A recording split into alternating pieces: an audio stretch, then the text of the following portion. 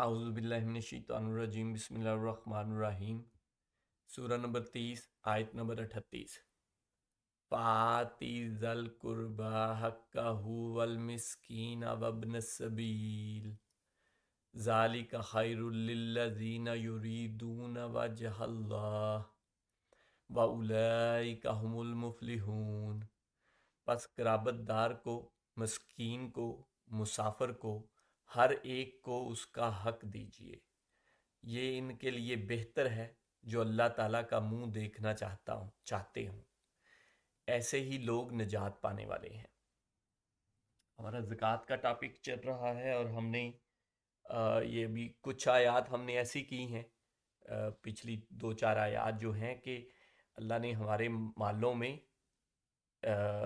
حق رکھ دیا ہے کہ وہ جو حقدار ہیں ان کو دیں، اس میں حق ہے، اس میں ان کا حق رکھ دیا ہے۔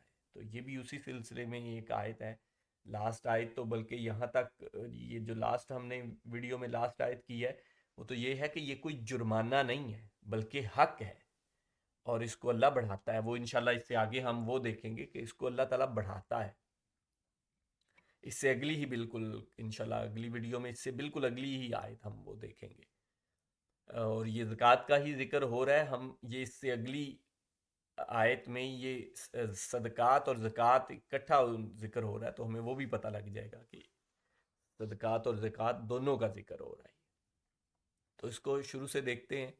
پس قرابت دار کو، مسکین کو، مسافر کو، ہر ایک کو اس کا حق دیجیے۔ یہاں پر یہ دیکھیں کہ قرابت دار مینز رشتہ دار آپ کے، مسکین جو غریب مارے، جو کہ مانگ، جو ہم پیچھے آیت پڑھی نا ہم نے کہ جو اس طرح مانگ بھی نہیں سکتے، ان کو مسکین کہا جاتا ہے، اور مسافروں کو، یہ ہمارے مال میں ان کا حق ہے۔ تو یہ کہا جا رہا ہے کہ ہر ایک کو اس کا حق دیجیے۔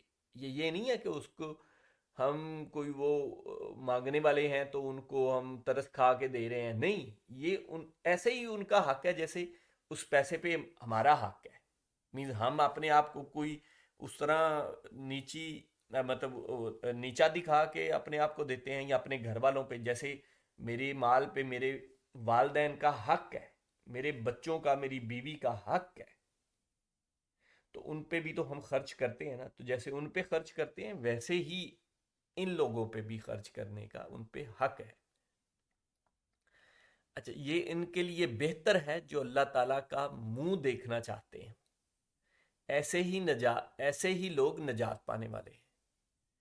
تو جو اس میں ان کا حق کنسیڈر کریں گے، یہ ان کے لیے بہتر ہے، جو کنسیڈر کریں گے ان کا حق، اور جو اللہ کا منہ دیکھنا چاہتے ہیں، مینز اللہ کے سامنے پیش ہونا۔ جب اللہ کے سامنے یہ بات وہ کی جا رہی ہے، ریمائنڈر یہاں دیا جا رہا ہے کہ تم نے ایک دن اللہ کے سامنے پیش ہونا ہے، تو وہ جو پیش ہونا ہے ان کے لیے یہ بات بہتر ہے، اور ایسے ہی لوگ ہیں جو نجات پانے والے ہیں، یہی ہیں جن کی نجات ہوگی۔ تو یہ بڑی امپورٹنٹ چیز ہے نجات، جس کے ساتھ اللہ پاک یہ فرماتے ہیں کہ یہ وہ لوگ ہیں جن کی نجات ہے، تو وہ بڑی امپورٹنٹ چیزیں ہوتی ہیں، تو ان پہ بڑا فوکس کرنا چاہیے۔ آپ خود بھی غور و فکر کریں اس آیت کی۔